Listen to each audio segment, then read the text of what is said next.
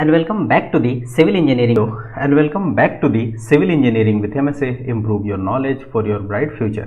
Design of steel structure पढ़ रहे थे और इसमें हम लोग सॉल्व कर रहे हैं बोल्टेड कनेक्शन से रिलेटेड न्यूमेरिकल्स, जिसमें हम लोगों ने लगभग 3 क्वेश्चन अभी तक सॉल्व कर लिए हैं। आज जो है हम लोग चौथा और थोड़ा डिफरेंट टाइप का प्रॉब्लम लेकर के आए हैं, जिसमें कि आपको HSFG बोल्ट यूज़ करना है और इसमें एक कंडीशन है नो स्लिप कंडीशन। तो नो स्लिप कंडीशन जब होगा तो शेयरिंग के लिए जो फार्मूला आप यूज़ कर रहे थे वो फार्मूला अब चेंज हो जाएगा। कोड ने उसके लिए अलग प्रोविज़न दिया है, तो आइए पहले उस प्रोविज़न को समझते हैं, फिर एक क्वेश्चन लेते हैं और इसी तरह से इसको हम लोग सीख जाएंगे। बहुत कोई घबराने वाली बात नहीं है। देखिए, जब भी आपको कभी कहा जाए कि आपने यूज़ क्या करना है, आपने यूज़ करना है HSFG बोल्ट और जिसमें आपको स्लिप रेजिस्टेंस दिया होगा, है ना, कि यानी कि आपका जो जॉइंट है वो स्लिप नहीं करेगा, तब आपको जो शेयर के लिए फॉर्मूला यूज़ करना है वो करना है VDSF = VNSF divided by gamma MF।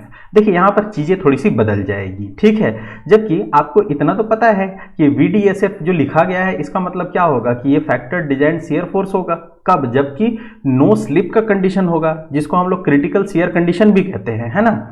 अच्छा देखिए, जहाँ पर VNSF निकालने के लिए यहाँ पर जो फॉर्मूला हमको यूज़ करना है ये थोड़ा अलग है। देखिए, ये जो बातें कह रहा हूँ अपने मन से नहीं कह रहा हूँ, ये आपको कोड में मिल जाएगा क्लॉज नंबर 10.4.3 में, पेज नंबर आप 76 में जाइएगा तो ये फॉर्मूला आपको मिल जाएगा, वहाँ पर आप जाकर के चेक कर सकते हैं।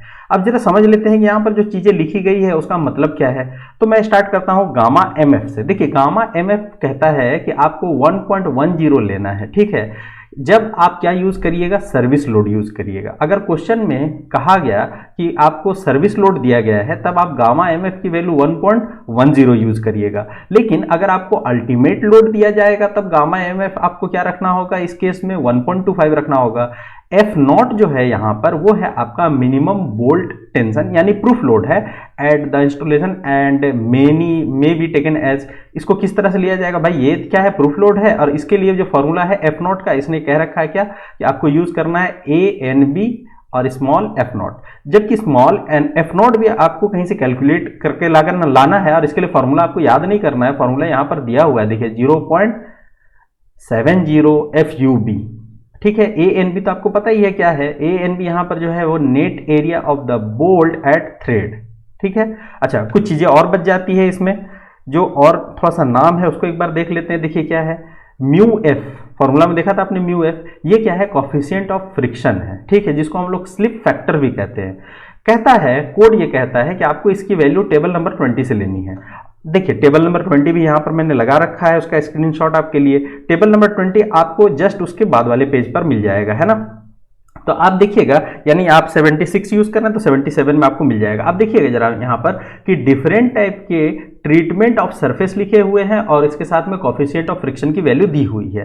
क्वेश्चन में अगर आपको सरफेस के बारे में नहीं बताया गया है, अगर सरफेस ट्रीटमेंट नहीं बताया गया, सरफेस ट्रीटमेंट का मतलब क्या कि सरफेस जो है वो किसी तरह से ट्रीट नहीं किया गया है। जैसे देखिए यहाँ कुछ एग्जांपल ले लेते हैं ना हम लोग, कि सरफेस को जो है वो सैंड ब्लास्ट सरफेस है, मतलब सैंड ब्लास्टिंग करके साफ किया गया होगा, या फिर रेड लेड पेंडेड करके साफ किया गया होगा, तब देखिए μF की अलग अलग वैल्यूज है। ये सारी वैल्यूज लिखी हुई है ना μF की। अगर ऐसा आपको कुछ भी क्वेश्चन में गिवन नहीं है तो आपको क्या करना है, आपको सिंपली जो है वो μF की वैल्यू को 0.55 रख देना है।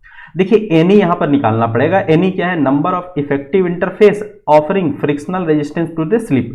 ये देख लेना पड़ेगा हमारे पास कि ये या तो 1 होता है या 2 होता है, इसकी वैल्यू, इसमें बहुत ज्यादा कोई टफ काम नहीं है। KH देखिए, KH के लिए इसने 3 वैल्यू दे रखा है, क्या क्या, 1.0, 0.85 और 0.7, अलग अलग टाइप के वैल्यू दे रखे हैं। 1 दे रखा है fastener in the clearance hole, ज्यादातर केस में आपको यही यूज करना पड़ता है, ठीक है। अगर आपने यूज किया है ओवरसाइज्ड, ठीक है, तब ये यूज कीजिएगा, या फिर आपके पास लॉन्ग स्लोटेड होल है, वो क्वेश्चन में आपको दिया रहेगा। अगर कुछ भी नहीं दिया हुआ है तो आप जो है वो तो क्लियरेंस होल के साथ में काम कर रहे थे, इसीलिए आपको KH की वैल्यू क्या रखनी पड़ेगी, 1 रखनी पड़ेगी।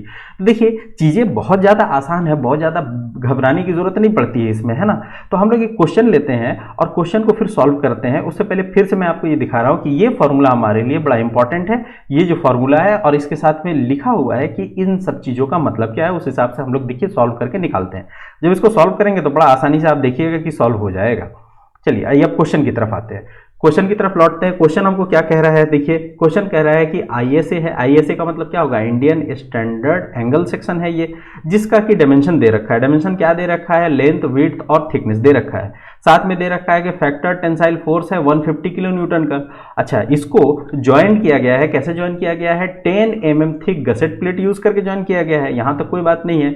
अब ये कहता है कि आपको डिजाइन तो करना है, लेकिन किससे करना है, HSFG बोल्ट यूज करना है, high strength friction grip bolt आपको यूज करना है, ठीक है।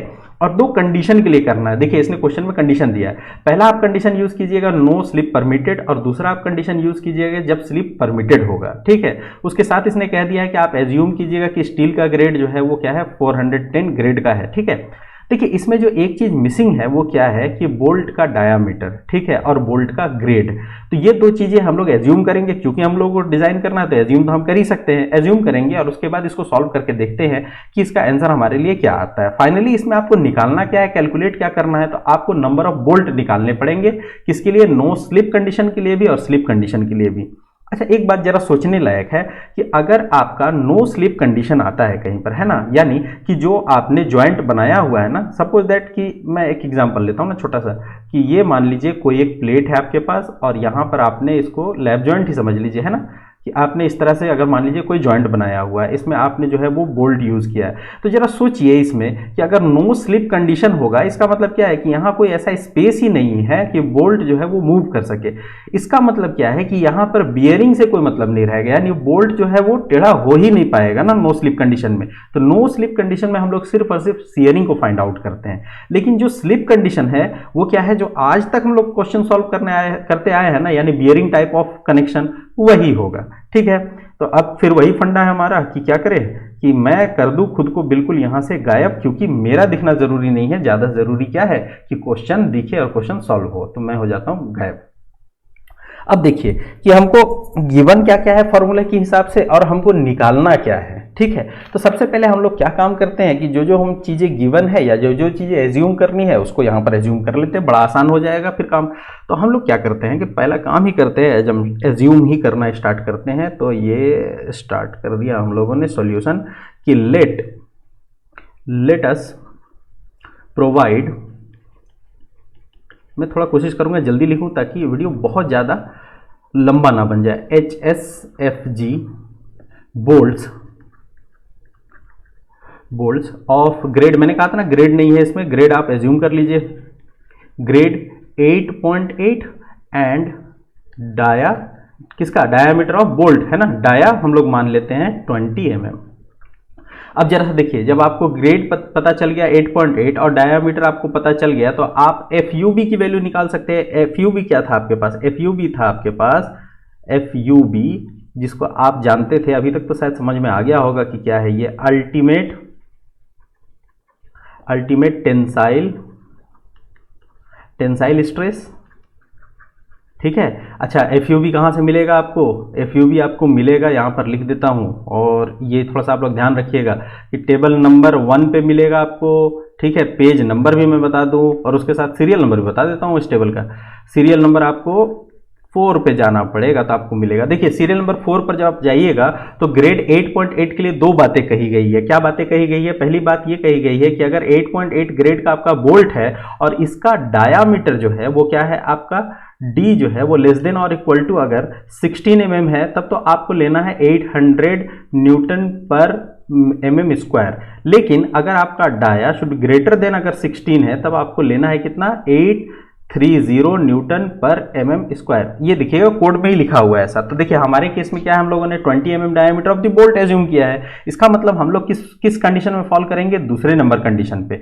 तो अब देखिए हमारे पास क्या हो जाएगा, ये थोड़ा सा आपको समझाने के लिए था, है ना, चीज़ें थोड़ी सी ज़्यादा हौच पौच हो जाएगी, अननेसेसरी हो जाएगा, इसीलिए मैं क्या करूँ, इसको मिटा देता हूँ। तो डायरेक्ट मैं यहाँ पर अब FUB की वैल्यू लिख सकता हूँ बिल्कुल आसान से कि FUB हमारे पास कितना हो जाएगा जी, अब FUB हमारे पास आ जाएगा 830 न्यूटन पर mm स्क्वायर। जो भी कुछ हम लोगों ने किया है वो क्या किया है, कोड को मद्देनजर रख के किया है। अब जरा सा आगे आते हैं कि और क्या निकाल ले। देखिए एक चीज़ पहले आज निकाल लेते हैं हम लोग, क्या, क्योंकि इसकी ज़रूरत पड़ेगी। देखिएगा जरा, नेट टेंसाइल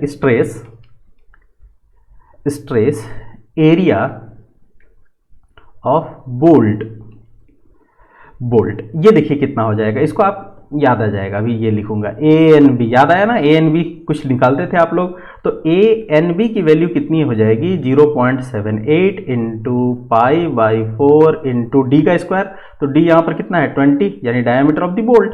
इसको आप जब सॉल्व कीजिएगा तो ये आएगा 245 mm का स्क्वायर। यूनिट लिखना बहुत ज़रूरी है, ठीक है। तो ये हम लोगों ने इतना तो काम कर लिया। अब देखिए दो केस है मेरे पास, पहला क्या है केस कि जबकि नो स्लिप होगा, और दूसरा क्या है जबकि स्लिप होगा।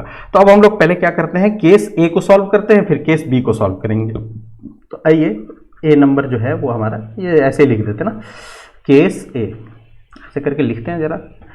क्या था भाई, when no slip permitted, when no slip permitted, इसको देखिएगा कहा जाता है स्लिप क्रिटिकल कंडीशन, है ना। कुछ भारी शब्द अगर आपको कहना हो तो आप इस तरह से कह सकते हो ना, slip critical condition.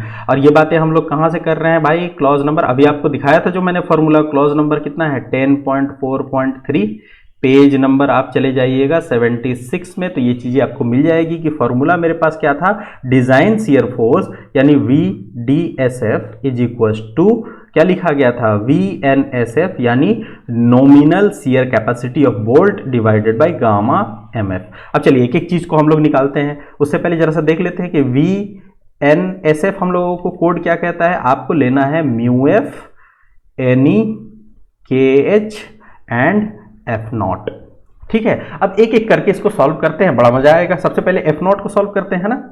F naught is equal to क्या होगा, F naught is equal to है A N B small F naught, ठीक है, एफ जीरो कह लीजिए इसको, और F zero is equal to बताया गया है कितना 0.70 एफ यू बी, तो हो जाएगा क्या A N B into 0.70 F U B. अभी थोड़ी देर पहले ही आपको मैंने दिखाया था ना ये फॉर्मूला, ठीक है, बार बार उस पेज में हम लोग नहीं जा रहे हैं। आपने ए एन बी निकाला था, देखिए ए एन बी इसीलिए इस बार पहले निकाल लिया ना, A N B 0.70 into F U B की वैल्यू आपने कितनी फाइंड आउट की 830। आप जब इसको कैलकुलेट कीजिएगा तो एफ नॉट की आपके पास वैल्यू आ जाएगी 1.14234 न्यूटन। इतना आपके पास आ गया एफ नॉट की वैल्यू। लेकिन अभी तक जो है समस्या का समाधान नहीं हुआ है, अब हम लोग आगे काम करेंगे। अब हम लोग क्या काम करेंगे, म्यू एफ निकालेंगे। तो अब हम लोग लिखते हैं कि चूंकि no idea of surface treatment is given in question, so assume, जो कोड में बात लिखी हुई है उसी को लिख देंगे कि म्यू एफ इज टू कितना है 0.55, देखिए कोड में उसकी वैल्यू दी हुई है, ठीक है। अच्छा, आपके पास एनी की वैल्यू कितनी हो जाएगी भाई, इफेक्टेड जो आपके पास में सरफेस बनेगा वो तो एक ही बनेगा, तो कोई दिक्कत की बात नहीं है। एनी यहाँ पर कितना हो जाएगा 1 हो जाएगा। अब जरा हम लोग बात कर लेते हैं कि we design slip resistance at ultimate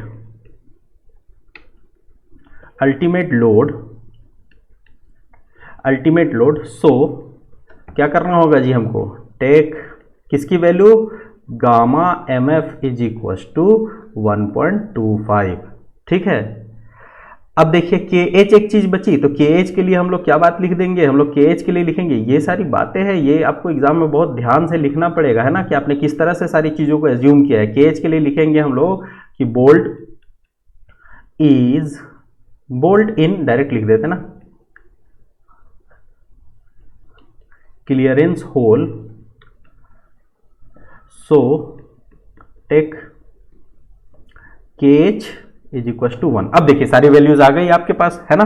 आपने एफ नॉट निकाल लिया, के एच निकाल लिया, म्यू एफ निकाल लिया, एन ई निकाल लिया, गामा एम एफ निकाल लिया। अब डायरेक्ट उस फॉर्मूले को पहले लिख देते हैं। वी डी क्या था, वी डी एस एफ था, यहाँ पर V D S F is equal to क्या कहा गया था, mu F N E K H F not hole divided by gamma of M F.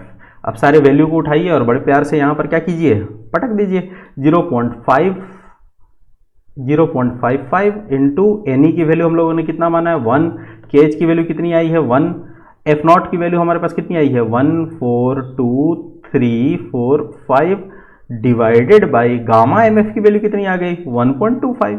अब जरा इसको कैलकुलेट कीजिए प्यार मोहब्बत से, तो ये आपको कहेगा कि आपके पास जो वैल्यू आई है वो कितनी आई है महाराज की 62631.8 न्यूटन। लेकिन न्यूटन से तो काम नहीं चलेगा ना अपना, VDSF इज इक्वल टू हम लोग किलो न्यूटन में इसको कन्वर्ट कर लेते हैं, तो ये आ जाएगा आपका 62.63 किलो न्यूटन। ये आपके पास एक आ गई वैल्यू किसकी, शियर की। अच्छा, नो स्लिप का केस है, इसका मतलब बियरिंग होने के तो चांसेस ही नहीं है ना, बिल्कुल टाइट जो है आपने क्या किया है उसको पैक कर दिया है। टाइट जब पैक कर दिया, जगह है ही नहीं, तो बियरिंग हो ही नहीं सकता, बोल्ट तो टेढ़ा हो ही नहीं सकता ना। बोल्ट अपना जो अपना क्या बोलते हैं उसका डायामीटर है उसको चेंज नहीं कर सकता ना, सर्कुलर से इलिप्टिकल तो बना नहीं सकता। तो जो भी काम होगा वो शियरिंग के तहत होगा। अब हम लोग निकालते हैं नंबर ऑफ बोल्ट, इसीलिए number of bolts is equal to हम लोगों को लोड कितना दे रखा है, फैक्टर्ड लोड 150। अगर सर्विस लोड दिया रहता फैक्टर्ड लोड में कन्वर्ट करते 62.63, तो ये आपके पास निकल करके आएगा 2.39, यानी मोरोलेस कितना 3 बोल्ट की। 2.39 बोल्ट दे सकते हैं क्या, कहीं नहीं दे सकते ना बोल्ट्स। ठीक है, ये देखिए आपने पहला केस जो है सॉल्व कर दिया, इसमें नंबर ऑफ बोल्ट आपने बता दिया कि 3 बोल्ट लगेंगे। अब जरा आते हैं हम लोग दूसरे केस पर, केस बी है ना। दूसरा केस क्या कहता है कि इफ स्लिप परमिटेड, ठीक है।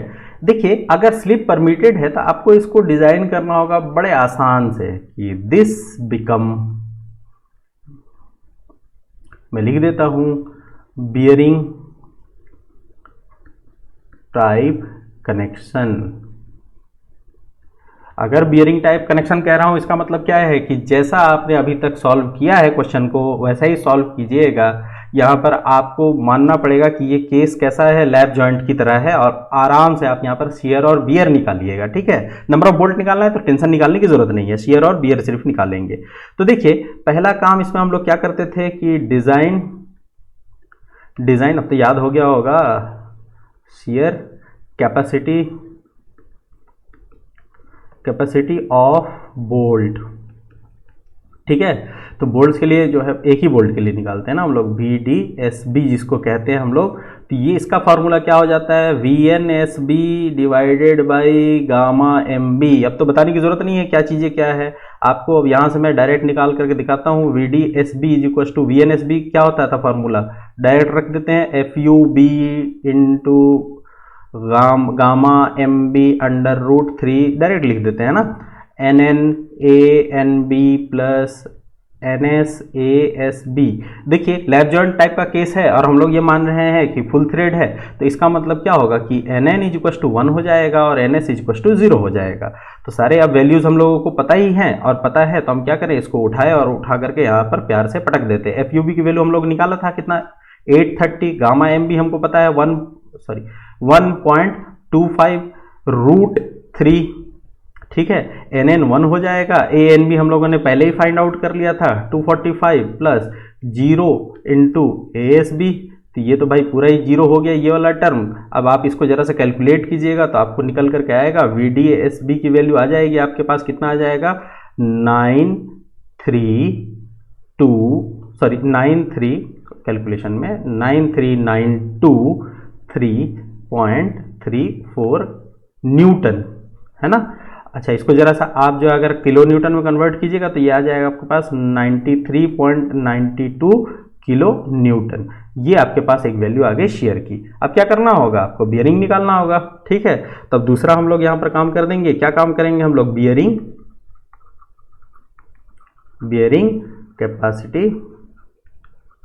Capacity of bolt. ठीक है, ढेर सारे बोल्ट नहीं है भाई, एक ही बोल्ट है, तो VDPB। अब तो ये पता चल गया होगा ना कहाँ से आया, पेज नंबर 73 में पेज नंबर 75 में आप जाइएगा तो ये सारे जो है आपको गिवन है ना, जो पुराना हम लोग आज तक यूज करते आए हैं। तो देखिए क्या हो जाएगा, VDPB is equal to VNPB divided by gamma M B. अब जरा इसके सारे वैल्यूज़ को हम लोग यहाँ पर ला करके पटकने की कोशिश करें तो क्या हो जाएगा, वी एन पी भी आपको पता है क्या होता है, 2.5 into K B into D into T into F U divided by gamma M B. मैंने कहा था ना टी, याद आ रहा होगा शुरू में ही कि भाई दोनों ही थिकनेस बराबर है, इसीलिए हम लोगों को परेशानी नहीं है, दोनों 10 mm है। गसेट प्लेट का भी थिकनेस 10 mm दिया हुआ है और एल सेक्शन का भी जो है थिकनेस 10 mm दिया हुआ है, तो परेशान होने की जरूरत नहीं है। टी तो हमको पता है क्या है, 10 mm है। आप जो है यहाँ पर एक काम कर सकते हैं, आप एज्यूम कर सकते हैं, बताता हूँ क्या, assume E is equal to 40 mm and P is equal to 60 mm। कोई नहीं रोक रहा है आपको, है ना, आप ये एज्यूम कर सकते हैं यहाँ पर। तो KB आपको निकालना होगा, तो आपको पता है कि KB जो है, KB के लिए 4 फॉर्मूले दागे जाते हैं ना, कि मिनिमम निकालना है E divided by 3D not. भाई अगर आपके पास जो बोल्ट है वो 20 mm है तो आपके पास D नॉट कितना हो जाएगा, 22 हो जाएगा। तो सिंपल सी बात है, यहाँ पर क्या करेंगे, 40 डिवाइडेड बाई 3 इंटू 22, तो ये आपके पास आ जाएगा 0.60। अच्छा, दूसरा फार्मूला फिर दागा जाएगा, क्या कहा जाएगा कि P divided by 3D not. और ये सारी बातें कहाँ लिखी हुई है, IS कोड में लिखी हुई है भाई, इसलिए परेशान नहीं होना है आपको, ठीक है। आपको बस उस पेज में जाकर के पेज नंबर 75 जो कहा जाता है जिसको, उसको बहुत ध्यान से देखना है, सारी चीज़ें वहाँ पर लिखी हुई है। इसको जब आप सॉल्व कीजिएगा डायरेक्ट लिख देते ना, 0.65 आएगा, ठीक है। तीसरा नंबर जो काम कहा जाएगा वो क्या कहा जाएगा, FU भी डिवाइडेड बाई FU निकालना है। अब FU भी आपको पता है 830 है, FU आपको पता है 410 है, तो आप क्या कीजिएगा यहाँ पर कि 410 रखने के लिए उसके रख करके जब कैलकुलेट कीजिएगा तो वैल्यू आपके पास आ जाएगी कितनी, 2.02 आ जाएगी। और चौथी और आखिरी बात आपको कहता है किसी भी हाल में 1 से बड़ा नहीं होना चाहिए। तो जरा देखिए यहाँ पर लिस्ट वैल्यू कौन सी है, 0.60। तो आप क्या कीजिएगा, take KB is equal to 0.60। बड़ा मन कर रहा हो तो लिख लीजिएगा टेक स्मॉलेस्ट, ठीक है। तो अब इतना निकाल लिया आपने, T इज इक्वल टू आपको पता है कि 10 mm है, तो आप अब क्या कर सकते हैं, अब आप निकालिएगा VDPB। VDPB के लिए डायरेक्ट अब मैं लिख देता हूँ, है ना, तो याद हो गया होगा 2.5 इंटू 0.60 जो आपने अभी KB निकाला है, इंटू 20 बोल्ट का diameter into 10 thickness of the thinner plate, यहाँ तो बराबर ही है दोनों, और FU ये कितना हो जाएगा, 410 डिवाइडेड बाई क्या हो जाएगा जी, 1.25 हो जाएगा। इसको सॉल्व कीजिएगा बड़े प्यार से, तो ये आपको वैल्यू देगा 98400 न्यूटन, ठीक है जी। तो यानी किलो न्यूटन में क्या हो जाएगा, VDPB इज इक्वल टू हो जाएगा आपको 98.40 किलो न्यूटन।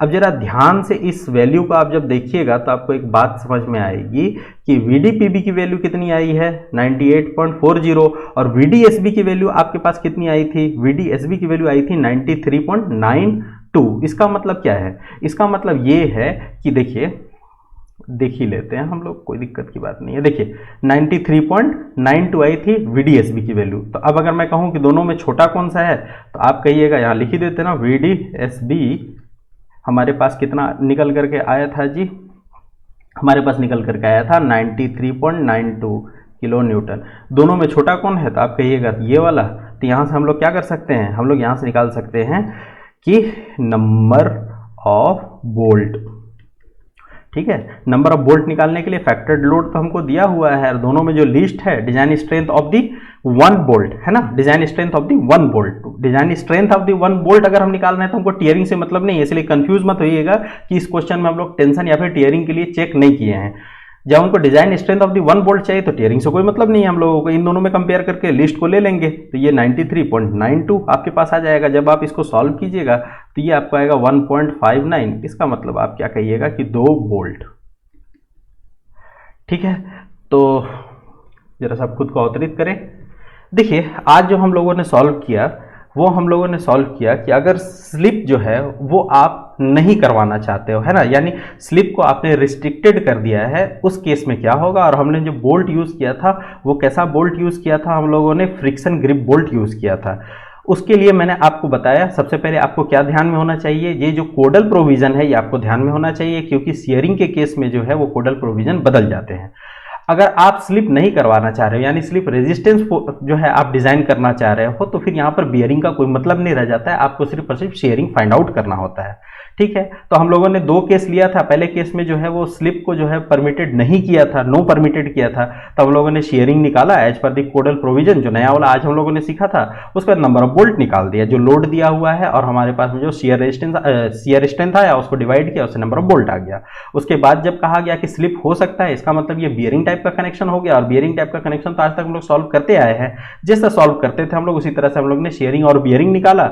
उसके बाद जो है देखिए यहाँ पर हम लोगों ने टीयरिंग क्यों नहीं निकाला, बार बार बता रहा हूँ, क्योंकि design strength of the 1 bolt हमको चाहिए, और टीयरिंग जो है वो प्रॉपर्टी है किसकी, प्लेट की। तो प्लेट से हमको कोई मतलब नहीं है, इसीलिए हम लोगों ने शेयर और बियर निकाला। दोनों में जो मिनिमम था उस मिनिमम को लेकर के हम लोगों ने क्या किया, number of bolt find out कर लिया। तो ये आज के लिए इतना कुछ है, इसको आप लोग जो है अपने कॉपी पर नोट्स की तरह से बनाइए। और इतना मैं बार बार कह रहा हूँ कि इतने क्वेश्चन को हम लोग सॉल्व कर लेंगे, वेराइटीज ऑफ क्वेश्चन के, कि एग्जाम में जो भी आपको क्वेश्चन आएगा वो ऐसा दिखेगा कि हाँ इसको तो हम जानते हैं और कर सकते हैं। ठीक है, तो ध्यान से पढ़िए, नोट्स बनाइए, और जो मैं कोड के लिए क्लॉज वगैरह आपको बता रहा हूँ उस क्लॉज वगैरह को मार्क कीजिए। कोशिश करूंगा कि डिस्क्रिप्शन बॉक्स में मैं कोड का लिंक भी डाल दूं ताकि आप इजीली उसको डाउनलोड कर सकें। तब तक के लिए आपको क्या करना है भाई, कि चैनल को अभी तक अगर आपने सब्सक्राइब नहीं किया है तो आप सब्सक्राइब कर दीजिए, बेल आइकन दबा दीजिए, जिससे आपको नोटिफिकेशन मिल जाए टाइम से। अगर आपको ये लेक्चर पसंद आता है तो अपने दोस्तों के साथ इसको शेयर कीजिए, इसको लाइक कीजिए, और तब तक के लिए क्या कीजिए, पढ़ते रहिए, अपना ख्याल रखिए, अपनों का ख्याल रखिए। Thank you for watching.